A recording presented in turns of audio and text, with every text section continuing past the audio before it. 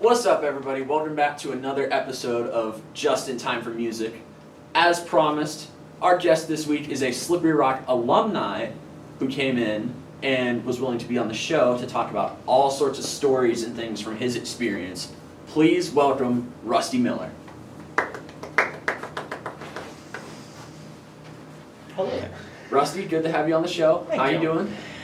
I'm good. I'm excited. I'm ready to go. Yeah, from your emails, you seemed really excited to be on the show, so I'm happy we were able to fit you in before the semester was over. Yeah.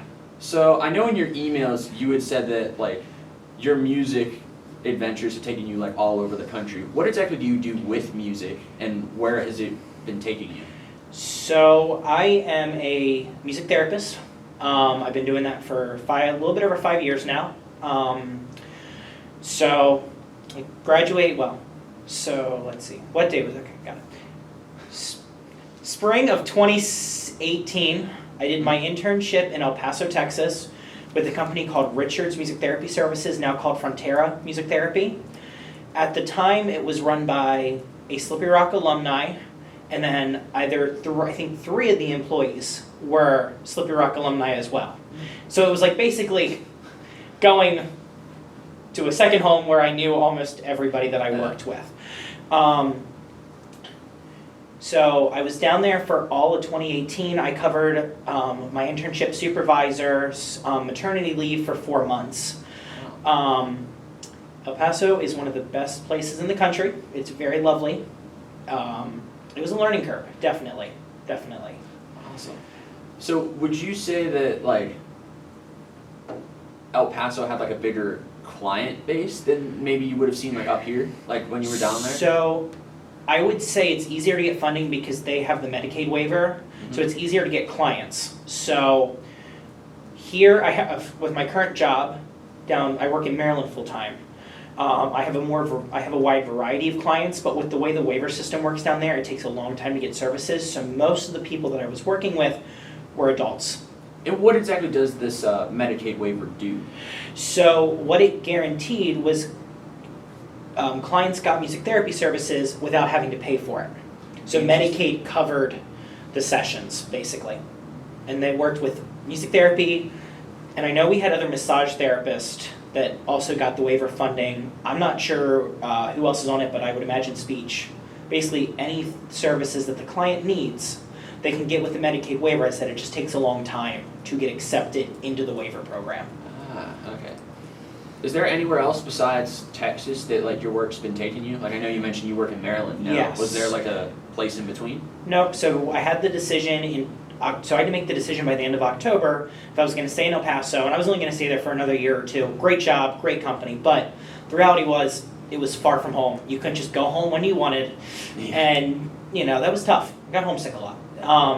So I applied for a contracting job in October 2018, and my boss said, "We can't hire you now, but we'll definitely bring you onto the team in January of 2019." And I said, and it was a really funny situation there because I had to make the decision. I couldn't make the choice. And so I went up to the top of a mountain and I overlooked the United States-Mexico border. It was night, it was gorgeous out, and I made the choice there to come back home, and it was the right decision at the time. Awesome. I know, like, do you get to play like your violin or your viola? Like, what is your primary instrument, and do you use any of those for like your jobs? So for the music therapy job, I do not, just because I drive 30,000 miles a year for the job alone. So I don't want to bring my instrument everywhere with me. I also don't exactly trust all my clients that are under 12 that they're going to be gentle with instruments, to be fair. But with our company, I do have the luxury of teaching lessons as well. We do lessons and therapy services. So I do have 2 violin students right now. And I love that. I love it because I get to do my therapy. I get to run therapy sessions for a little bit, but then I also get to run lessons, which is so different. It prevents burnout significantly. And this is all like under your same company that you work with? Yes, very much so. Are your students clients, or are they just like outside of the whole therapy base? They're outside of the therapy base. I took over from somebody who was having a child. She didn't want to work late anymore. Fair enough. I understand. so she gave me the opportunity to take over. It's through the company, Mhm. but the way we, on our like payroll system or like our system where we keep track of all our clients, I document that as a lesson. Ah, So interesting. on our system, like I have like, okay, IEP sessions are like, okay, converted that. Yes, I did that IEP session. Nice. Okay, I did that in-home session. I did that in-office session. And that system makes it easier to keep track of everything. But again, it gives me the opportunity to take on students as well. So, yeah. So you mentioned you only have 2 students, is that right? Just 2 right now. I did have 3. Fortunately, there were circumstances where I had my schedule changed and I couldn't keep the student any longer. But teaching is something I love to do, especially now that I'm out. I don't get to play as often as I would like to. Yeah. Teaching is the easiest way to stay up to shape with my instrument, honestly. Yeah, it's like, I'm here for teaching, but not for music. I'm here for, I think I have English on my schedule just because, like, I want to keep music in my life, but it's not, like, something that I could see myself doing as a job. And, like, I feel like teaching is, like, something that I'm really passionate about because I work a lot with kids, like, at summer camps and stuff, and I've loved every second of it. But, like, not being able to do it because of other, like, circumstances, just, I feel like I'd be a completely different person. It's tough because, number one, I work in music, Mm-hmm. and I'm having a great time playing this concert, but then I'm making more music. Yeah. And so it's really important for myself, and I'm telling this to my intern that I have right now too. Like, you're doing your music therapy stuff for X amount of hours a week. Make sure you're making music for yourself that you're enjoying, that I am not telling you to do. It's not part of your course requirement. Like, Right. because otherwise, you just, like, you'll burn out and you're not going to make it in the field. So, like, playing weddings is something I'll do because it's fun and I enjoy it. Yeah. So, and then on top of that, it's also just as important to have your non-music hobbies that Yeah. are just as important, because then when you're burned out, or like in my case, I practiced a lot for this concert, Yeah. I'm probably going to take 3 days off before I pick up my violin again because, it like, number one, I have to catch up on work, but number two, Yeah. to have that break is just so important in there. Yeah. And for those of you watching, Rusty here played with us at our concert, which was on the 14th. This is going to be coming out well after that concert, but he played and he was in my section with the second violins, and he was a big help. So on the topic of, like, outside music hobbies, what is it that you do outside of music? So we'll start with the fun one. Okay. So I am a season ticket holder for 2 sports teams, partial season ticket holders. I can't afford the full thing, but Yeah. the Philadelphia Union soccer team, Major League Soccer. Soccer is my favorite sport. So Saturday morning, that's what I'm doing. And then I just got a Baltimore Orioles partial season plan. Basically, I have X amount of money to spend during the regular season, which is nice because if I want to go to a game on a Tuesday night, I just have to buy tickets and I can just show up. That's the Nice. first thing. The second thing, I work a second retail job for a fireworks company. Oh. I did that back when I was in college, and when I came back to the area in 2019, I was like, I'm bored. Management's awesome there. Okay, I'll come back. So, like, I don't work all the time. It's seasonal. So I just got done working Diwali, but we'll pick up again for New Year's, and then I get most of my hours during the week of the 4th. So I think it was 2019. I worked 120 hours in 1 week just for that job alone. Jeez. It's 8 a.m. to 1 a.m. and then 8 a.m. till 2 a.m. It all depends on how many people are in the store. So, That's awesome. Yeah. So is there anything else that you do that's not work related? Honestly, sports is a big one. As I said, love Yeah. sports. I also help my parents out. So we work with a dog rescue and we foster dogs. Oh, that's awesome. So that's something else that I do. I love it.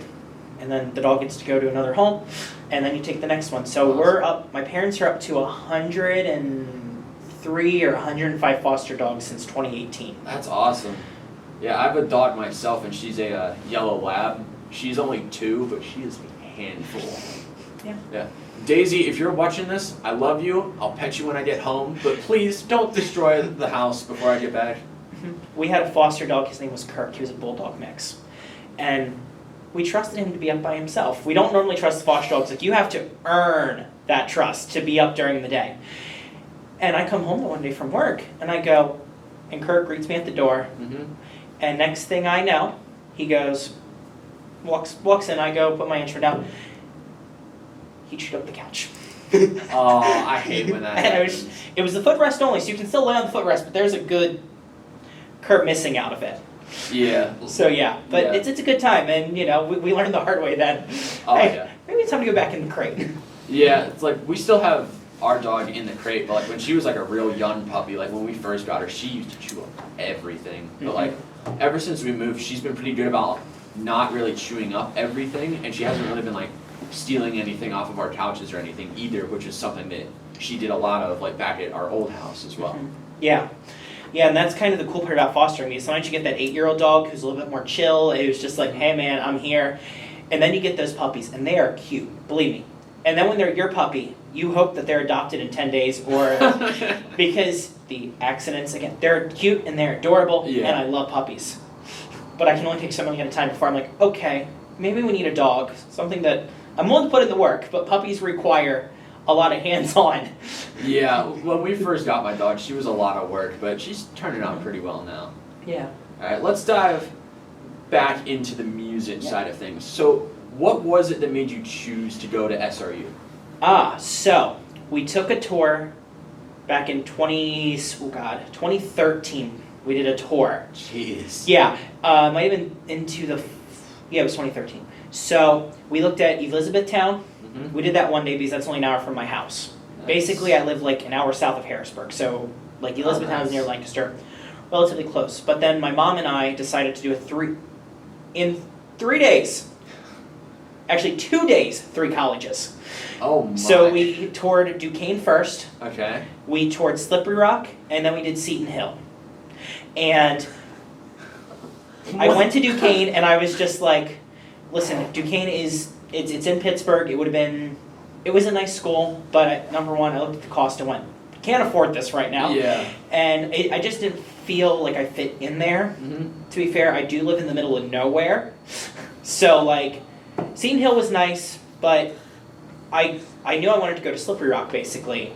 And I auditioned, I got accepted before like Christmas even of 2013. So I accepted, I said, I'm coming here, I'm good to go. And all my auditions were afterwards. And I still did the one for Elizabethtown, and I decided to pass on the one for Seton Hill. But when I came here to tour, it felt quiet, it just felt like a place where I could be and I was gonna thrive. Yeah, like when I toured Slippery Rock, kind of like the same situation with you, minus the audition process. But like I did like a couple tours up here because I came for like regular orientation, and I came for honors day, and I came for like the education day that they have up here. And like just walking around the campus, like the more I was on it, the more I felt like it was like I was like at home. But at the same time, it's like when we started my college search, I didn't even want to think about college because like all of my music stuff in high school and like all the people that like I knew, like I wasn't ready to leave. But like now that I'm here, it's nice to actually be here because it's not as bad as I thought, and it's a lot of fun. Yeah, and I think for me it was important. So this was back 2012. Yeah, 2012. My high school orchestra director was sitting down with me because I was like, listen, I want to go into music. I don't know what I want to do though. I'm like, the reality is, I'm probably not at the level to be a performance major. Yeah. Fair enough. Okay, and that was me saying that. That wasn't somebody else saying that. And I really didn't want to do the education side of things. That's just not that. I knew that wasn't going to bring me happiness. And he's like, check out music therapy. And that led me to do all the research and everything, and that led me to here. So, awesome. Yeah. Yeah, that was going to be my next question, like how you got into the therapy side of it, but you answered that almost right away. To add to that, that summer when I was doing all my tours, I observed a music therapist down where I live, and just to kind of see kind of what it was like. Because I did some research, but the reality is you don't know what you're getting into until you see firsthand what's involved with the process of everything. So, and just having that day of observation was so helpful. I was like, okay, yeah, I want to do this. I was still kind of unsure coming into college, but I was like, this makes the most rational sense for me. I'm going to enjoy it. And then I guess it was my first clinical here. So I would have been sophomore 2015. So it would have been fall 2015. I kind of knew, so I was going through and I was doing the best I could. I'm a sophomore. I'm trying to figure out what is music therapy, how am I, what is it going to look like for me when I'm running a session. And we had a client unfortunately pass away. And that session, what it was completely like, well, there goes the plan, like, gone because, big event happened that was unplanned. Yeah. And after that session, it was so rewarding just to help, because we were working with a group of older adults, and one of them was their roommate, and just to process with them kind of that individual that passed away was so important for them. And that's when I knew, okay, this is for me. I'm good. This is what I want to do. Yeah, learning more from you as well. It's helping me understand it more as a field, because my first exposure to it was with PMEA, like COVID year. They had a conference where it was like they had all sorts of like different like sessions with like music therapists, music performers. They even had like master classes with your instrument where you could play. And what's funny is I think the old conductor from Slippery Rock, who I believe you had in orchestra, was the person that sat in on my master class. Dr. Davidson? Yeah. Because like I read the name, and like when I first signed up for the conference, I was like, Warren Davidson. Like that name sounded familiar, but I didn't know where. And then years later, when I found out like from my school teacher that he taught up here, I was like, oh wait, he was the guy that sat in on my master class in that conference. Now I know you had said that you knew of Dr. Davidson because he taught up here. Do you have any like stories and things about like how orchestra was with him? Yes. So I came in, and because we didn't have that many violinists at that point, I was basically sitting assistant concertmaster, second violin principal. Basically, I was, except for my last semester, I was always sitting in leadership positions. And he was one of those professors that was always going to be there for you, who was very supportive. He was also really hard on you, and he was going to push you to places where maybe you were just like, oh, I can get there. Like, at the time, you're like, I'm not going to get here. I'm not. And then all of a sudden, you get there, and you're like, oh, hey, I did it. But there was times in orchestra, I remember this story very well. All right. So we were playing Finlandia by Sibelius, and I kept accenting the last phrase of the note, and he goes, Brian, because that's what he called me. Yeah. People call me Rusty, people call me Brian, it kind of changes. And he goes, Brian, if you do that one more time, I will hit myself on the head with the baton. And I did it one more time on accident. And he just gently tapped himself on the head. The one time, and these were my favorite moments, he'd be conducting the orchestra, and I still don't know how he did it. He'd be conducting the orchestra, and he'd look at me and be like, Brian, intonation. Or he'd tell me, I don't remember what he said, because I'm just trying to get through like that spot. Yeah. And he is somehow conducting and telling me how to improve my playing, and I'm just like, oh, that's skill. Yeah. Yeah, like even with like all the conductors that I personally have worked with over the years, like I've learned that like even when you don't think they're actually listening to one specific person, they are always listening to everyone. Yep. I remember the one day I was having a real rough playing day. I was just having a real bad playing day. Yeah. And he said, we're covering this in your lesson today. I was hoping he didn't hear me, but he did. Honestly, looking back at Dr. Davidson, though, again, perfect for what I needed. I needed somebody that was going to push me to absolute new levels, and I was willing to do whatever it took. So that meant be as hard on me as you want. I'm just going to do it, basically. And at the time, I was like, oh wow, he is like really good at what he does. He knows what he wants. There are clear expectations, and I maybe at the time in college, I maybe took that for granted, because now that I'm out, I use everything he taught me when I'm practicing by myself, because I don't have lessons anymore. So it's not like there's somebody there giving me the feedback, hey, work on this, hey, work on that, hey, let's try and improve this. Where now, because he put those things in place, even though I'm not playing at the level I was in college, mentally I still have that same high standard that I am trying to achieve. Yeah. Like, I've learned a lot, like, when I'm up here. Like, it's so much different from how I practice back home, because when I practice at home, my mom and dad are always listening, So one of them will probably bust into my room at some point during my practice session and have some sort of feedback. But up here, it's so much different because you never realize like how like solo you actually are until you're up here and you're practicing and you look and you're like, there's nobody else here but me. And I remember the one time I was practicing, it was like a morning, and he knocked on my practice room door. Mm-hmm. And he goes, hey, you may want to take a break. You're not practicing efficiently. And I'm glad he told me that, because you know what? I wasn't thinking about that. And all of a sudden, and right there, that was the moment where I'm like, oh, hey, I need to really be cognitively aware of what I'm doing at all times. That's what practicing is. It's not just playing your instrument. It's intentionally doing something to learn the right habits. Would you say that you were kind of like burned out from practicing that sort of way, like that day that he came in?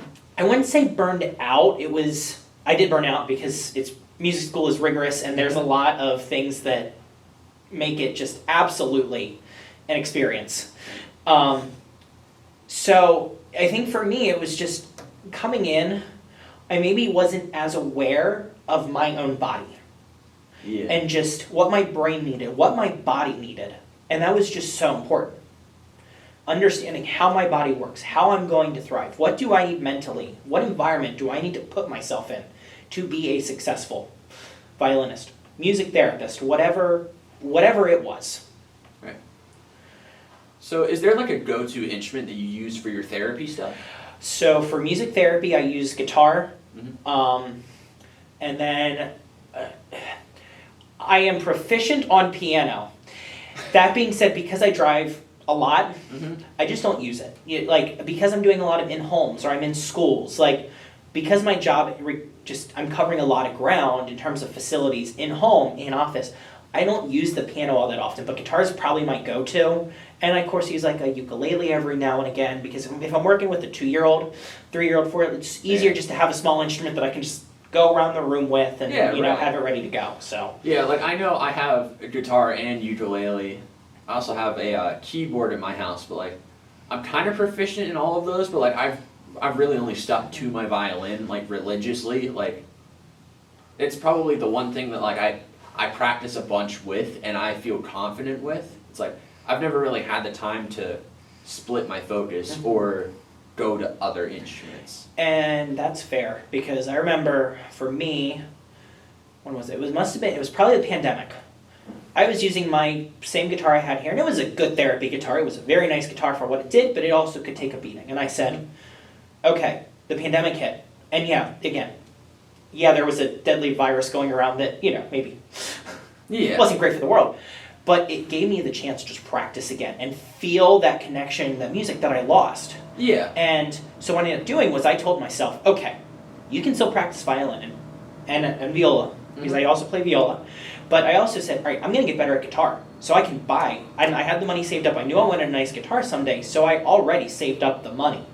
And I said, okay, I'm going to buy myself a Martin guitar. That was the goal. And not like a Martin that was like made in Mexico, like a Martin made in Pennsylvania Martin. So, and that was my push. And you know what? I did it because I knew I wanted it, and I'm going to do whatever it takes to get that thing that I set in front of me. Yeah, I feel like even after like talking to you and stuff, like it feels like music, the more I look at it, is something that's like a never-ending cycle of set a goal, get there. Mm-hmm. Like, is there any sort of advice that you have that you would want to give to younger musicians watching, like in that sense? It's the same thing that I'm telling my music therapy intern right now as well. You got to be hungry, you got to keep going, you got to keep pushing. The reality is, and this is just my personal opinion, the day that I make it is the day that I feel like, okay, I'm going to retire. Because the reality is, I still have a long way to go. The violin I lost a little bit because, well, I don't get to practice as much as I used to when I was in music school.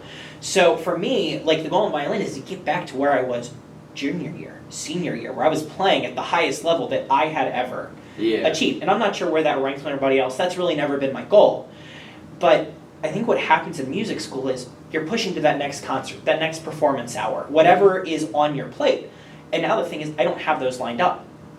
I know I play the orchestra concert once a semester, and I know I might get a wedding once a year, twice a year, and I have the occasional church gig. So what am I going to do in that meantime to make sure I'm not complacent, to make sure that I'm pushing myself to improve every day? And that, always find something to improve. Always just find that little thing, because the reality is there's no such thing as perfect. Right. We always have things that we can work on. There's always things that we can improve upon, and we can get there. You just got to have that goal in front of you, what you want to work on. Absolutely. I know you had mentioned that you played the concerts. Well, you played this one already. Have you played like other SRU concerts before this, like as an alumni? Yes. So it would have been 2019. Dr. Davidson invited the alumni to come back, and we played a holiday concert. We played for the holiday concert. We played an alumni concert. Another one, I forget, it might have been 2021, I forget the year on that one. And then May of 2022, I played, Dr. Davis was retiring from Slippery Rock, and he got all of us together, and that concert was a blast. Nice. Because the first two stanzas, so I was sitting like third chair, second violin, or fourth chair, second violin. But basically the first two stanzas were alumni, and we were just there. We were having a good time, talking about, you can just tell how wonderful Dr. Davidson was, some of the joys of playing with him, and with him as the orchestra director and everything, and it was just a really fun time. So, that's awesome. So if you could pick maybe one thing that you would say is like a standout quality of Dr. Davidson, like as a conductor, what do you think it would be? So the one thing that I loved about his conducting and just the way he approached orchestra, I remember, and it happened a lot, we would spend 5-10 minutes just going over articulation of a certain note. He was like, that was too long. And you know what, that might be a little too short. Let's lengthen it out a little bit. Let's explore that. And his attention to detail was some of the highest I have ever seen. He'd even go through and be like, all right, strings, let's try this again. Let's make sure. And then, because like maybe we weren't in the right spot of the bow, he's like, try it again. We're going to go to the right spot of the bow. And just that attention to detail and giving each section the attention to detail that they needed to make sure that they were going to be successful. Yeah, Dr. Jean has definitely done that here, like with the strings people as well. Like I know for Pictures at an Exhibition, which is one of our pieces that we played for this concert, for the fall concert, she had a couple different nights where it was like boot camp, essentially, and she like told all the strings people, like, if you can make it, be there, because we worked a lot on like certain movements of pictures, and now they sound a lot better than they did a couple weeks ago. And that's the thing. If you can play, and that's fun, but if the best way to improve what you're doing is to focus on those attention to details. The amount of times just for this concert that I practiced, I'm not in the right part of the bow, gotta go back to that previous section. Right. And I used Dr. Davis told me this, it was called backward chaining. So let's say measure 88 was my problem spot. Mm-hmm. Okay, so I'll start at 89. Okay, I'll play 88 and 89. Great, Right. Cool. And then I'll go back and I'll do 87, 88, and 89. Basically, just going back a measure or a half measure, whatever it needed to be, just to make sure, okay, you're getting the transition, because it's not always about the hardest part, it's how you get to the hardest part. Yeah, see, that's like another like question too that I tried to like incorporate in some of like the previous episodes that I have like with other guests that are current members here. Like having techniques that work with you is definitely super helpful down the road with your practicing, and I love it because like hearing some of other people's techniques, like even if they don't say it on the show and I just talk to them in person, like I still apply them to my practicing. And now that you mentioned like the backwards chain method, I'm going to try that the next time I practice. Mm-hmm. And I think where that helped with having all this practice techniques that Dr. Davis gave me is when I went to pick up my viola, which it's the same instrument in terms of put on your shoulder, but there's a difference, and that attention to detail was something I needed. Okay, how much weight am I using? Dr. Davidson always talked about weight, speed, and contact point when it came to the bow. Okay, well now that I'm playing viola, what does that look like? Okay, how's that different from the violin? Okay, my viola is 2 inches bigger than my violin. Yeah. What do I need to do to make sure I get that spacing correct? That's awesome. Yeah. Like the more you talk about Dr. Davidson, it's making me wish that like I would have been able to like talk to him more, aside from the one like Zoom conference that I had with him, because I feel like there's a lot that he could have taught to more of the people now, but I still feel like Dr. Jean, who's our conductor now, is really covering some of that stuff. She is really, really good. I came in, I like working with her. Because I played that first concert, I was like, well, I'll do this and I'll see how it goes. You know, I'll see if I can keep up. And I said, okay, well, I keep up. And I was like, I had a blast. I said, you know what? I'm going to come back. I'll play the one in the fall. I'm going to come back for the spring semester. I'm going to play the spring semester concert. Like, she's been a blast to work with. She's really personable, and that just makes it so much easier to work with, especially given the fact that I worked with Dr. Davidson for so long. Would you say that she kind of like reminds you of Dr. Davidson in any way? In some aspects, yes. She is, again, that attention to detail is really, really good. The spell where she's different, and I actually, they both work for me, and it's just a matter of when I need it. The way she puts things is, again, clear expectations. What she's looking for is very clear, and I know what she's looking for. She delivers it in maybe a little bit more, like, nicer tone. Dr. Davidson was straight to the point. He'd be like, guys, fix the intonation. All right, let's do it again. And it was like, okay. Both of them worked really, really well for me. And I remember my first concert, like, I forget what happened. Something happened, and it was not pretty. And Dr. Davidson would have been like, all right, stop, guys. Fix it, do it again. Boom, go. Because we know what we need to do when you make a mistake the day before the concert a lot of times, you know. Yeah. And then she said, all right, guys, let's go back. We're going to focus on it. Okay, good. And that kind of, I was like, oh, okay. Because when that happened to me, he just stopped me like, Brian. Yeah. And then tell me what I needed to do. Yeah. Directly. Yeah. It's like, I feel like she's never really singled anyone out.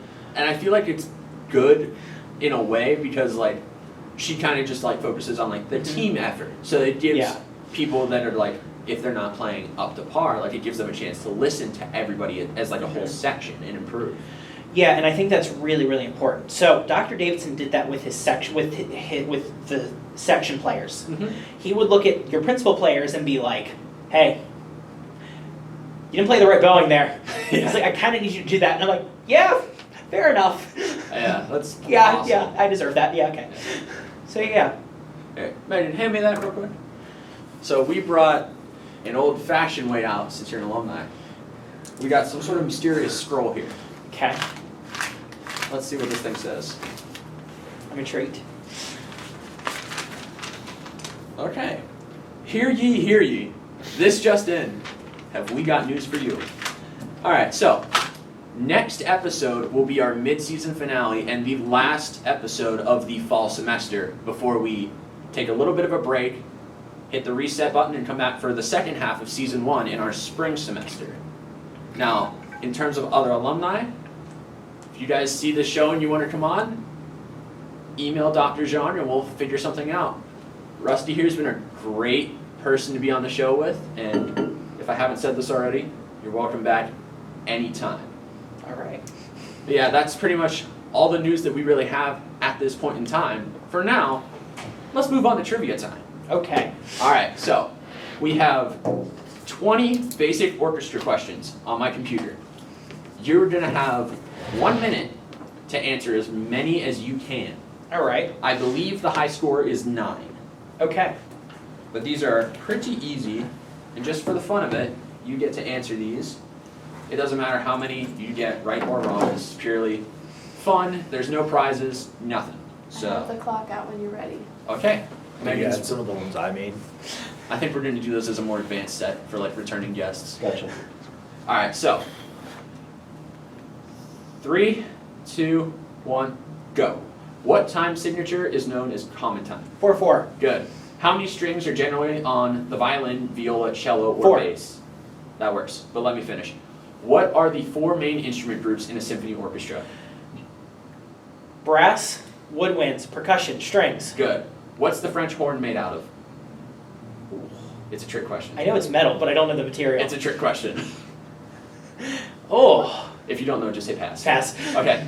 True or false? A trumpet has 3 valves. True.